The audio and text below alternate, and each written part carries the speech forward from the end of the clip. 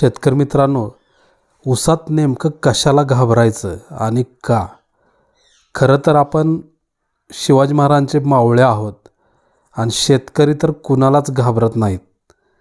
परंतु ज्या गोष्टींमुळं आपलं उत्पादन कमी येतं, या गोष्टींना तर आपल्याला घाबरून त्याच्यावर उपाय करणं तर भागच आहे.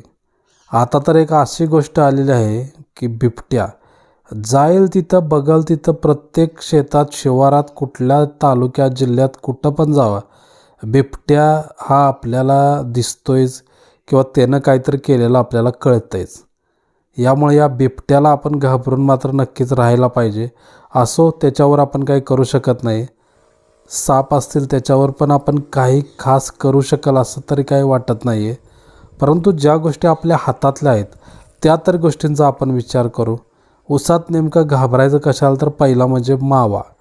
मावा म्हणजे काय असतो, पानांच्या वरती पांढरा पांढरा लोकरी मावा येतो. तर तो साध्या कुठल्याही कीटकनाशकाद्वारे कंट्रोल होतो. खास करून क्लोरोपायरिफॉस हे घटक असणारं 20% किंवा 50% किंवा हमलासारखं औषध 55% असतं, क्लोरो आणि सायपर मिळून.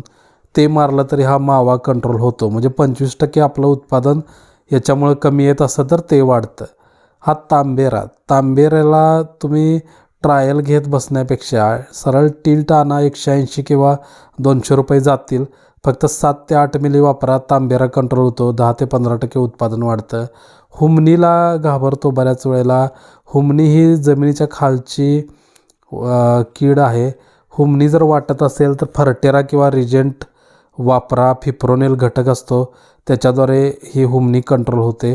खत स्वरूपात आणि लिक्विड स्वरूपात सुद्धा हे मिळतं. आळवणी घालायची असेल तर डेसिससोबत आपण याची आळवणी घालू शकतो आहे.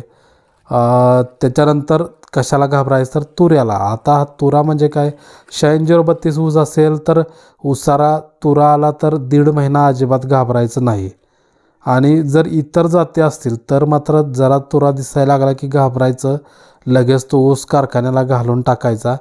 9632ला 1.5 महिन्याच्या पुढं गेला तरीसुद्धा चालतो आहे. त्या दरम्यान ऊस घालवला तरीसुद्धा चालतो आहे. त्यानंतर मुख्य घाबरायचं म्हणजे कुणाला, तर उंदरांना. आता हे शेतातले उंदीर काय करणार, तर जमिनीच्या खाली जाणार, खाली होलं पाडणार. आपण पाजलेलं पाणी खालच्या खालीच निघून जाणार. मुख्य ऊसाला पाणीच मिळणार नाही. त्यामुळं मुख्य ऊस पडणार आणि त्यामुळं कमीत कमी एक 15-20 टनाचं नुकसान तरी नक्कीच होणार. आणि उंदरांच्यामुळं तर साप येणार. तर ह्या सगळी ही अशी साखळी आहे. त्यामुळं ह्यात ऊसाला नेमकं कशाला घाबरायचं आणि त्याच्यावरती काय उपाय करायचे हे थोडक्यात आपल्याला सांगायचा आम्ही प्रयत्न केलेला आहे. नमस्ते.